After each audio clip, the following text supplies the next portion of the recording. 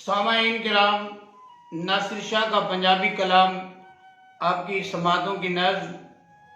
कलाम पसंद आए तो कमेंट में अपनी राय का इजहार कीजिए। पेज को फॉलो, वीडियो को लाइक और शेयर ज़रूर कीजिए।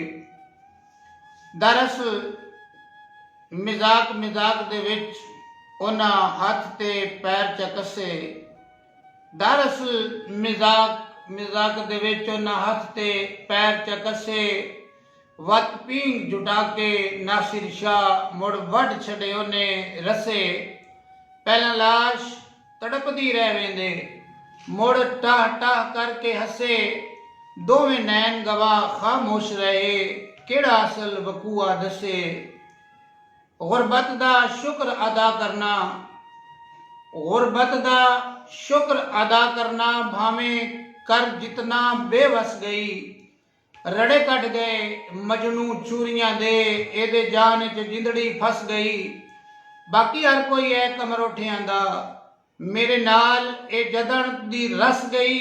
ए भी रब दा शुक्र है नासिर शाह, तोड़े सजन नखेड़ के दस गई।